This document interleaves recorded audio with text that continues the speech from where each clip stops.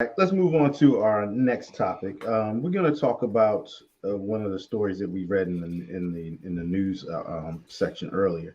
So the NFL has been under a lot of scrutiny after Dolphins QB Tua Tagovailoa was thrown down hard in Thursday's game against the Bengals and sustained a concussion.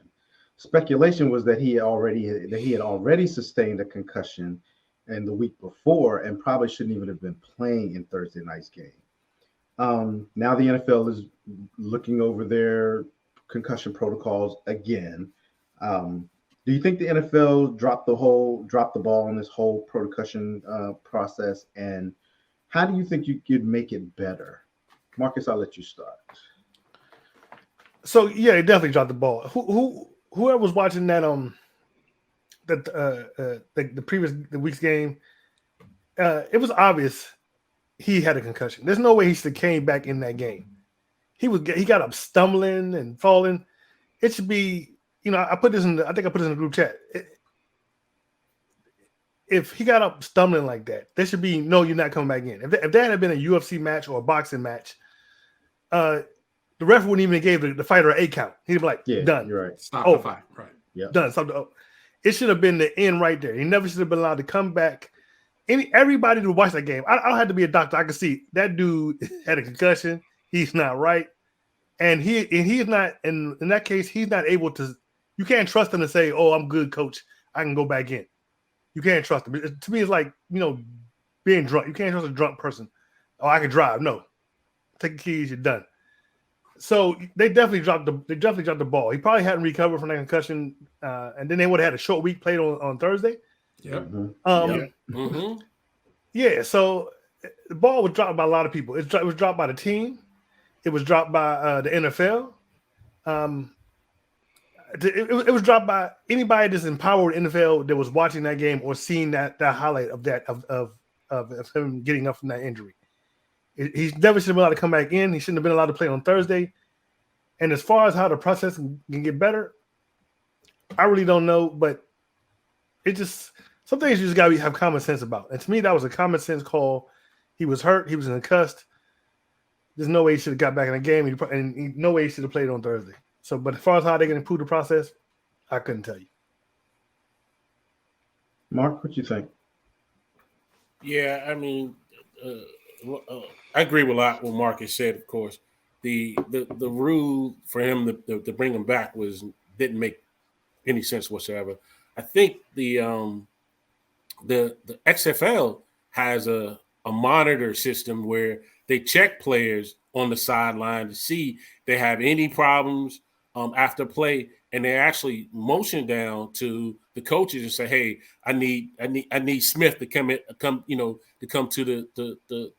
the tent to get checked." That's something that they need to probably implement for the NFL. But yeah, they definitely dropped the ball with this. You talk about a league that preaches all the time about player safety. That should not have been the case at all. And to go furthermore as far as improving it, you would have to take that out of a player's hand. You have to take it out of the team's hand and let somebody else outside the box officiate that, or make sure that you got a better way of checking this out. Because I mean, it's funny as you may sound, it looked like he throwing gang signs up. But that man, we don't know what the long-term effect would be from him having that type of issue. That's not safety as far as I'm concerned with the NFL. You talk about safety, let's prove it. Let's do it. You put a better plan in place to save these players from concussions. Keep them from being safe from themselves. Yeah, that's it. Yeah, it's a bad move. Yeah, and one more thing. So, and 2 concussions in the matter of 4 days. That could probably might end your career. It could.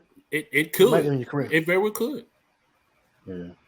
But yeah, I'm in 100% agreement with you guys that they definitely dropped the ball. And then they scapegoated this unaffiliated doctor because he's not the only one that can make this decision.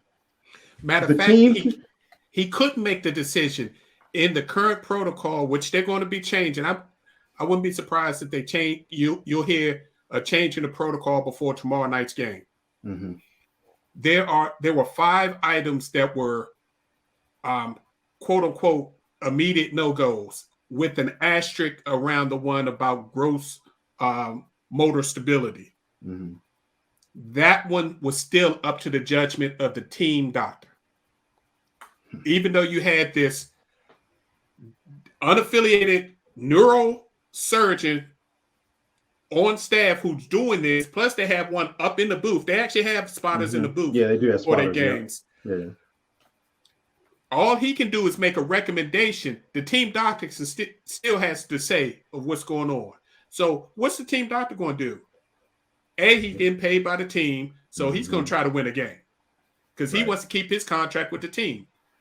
A lot of these doctors make more money being team physicians and the cachet that gets than some of them do doing their regular doctor's job. So that's got to immediately change. Yeah.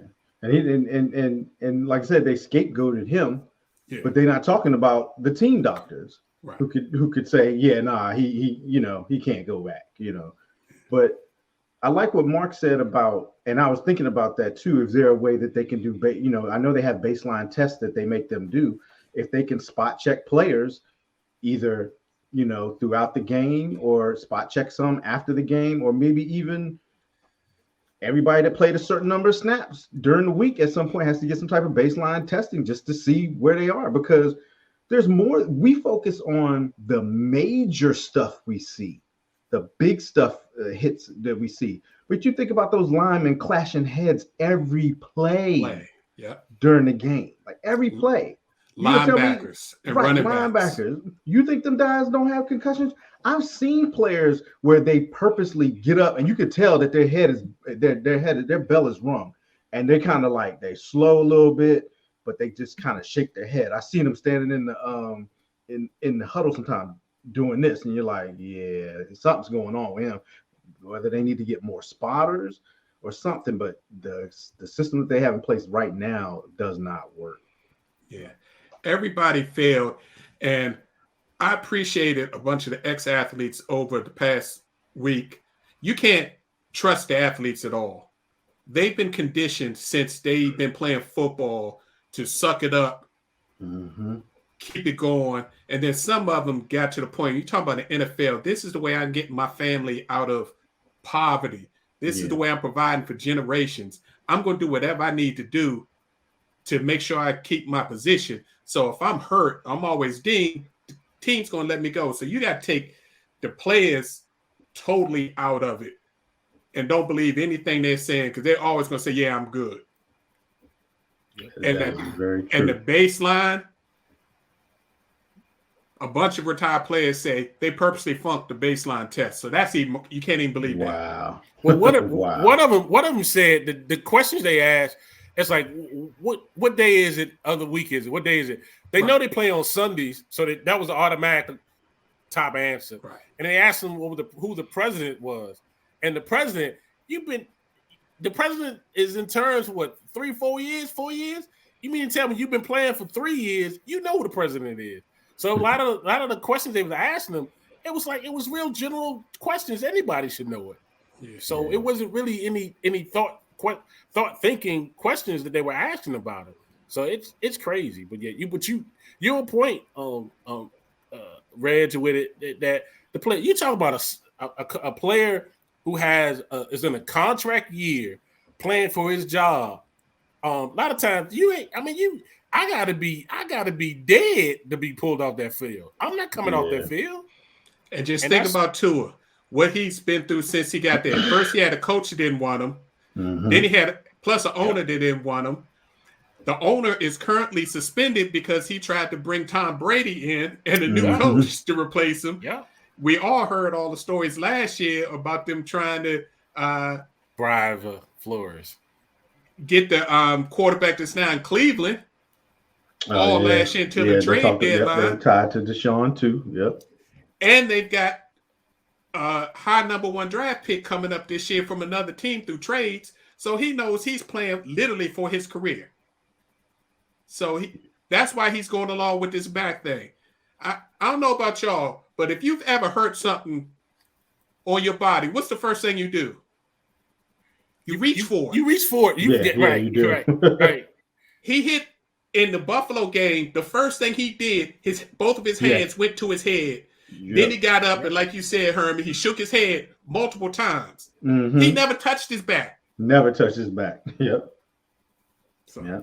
And even when he got the concussion in the Bengals game, even though his motor skills were out, his arms were up around his head. You know, so yeah. And that's the same thing boxers do.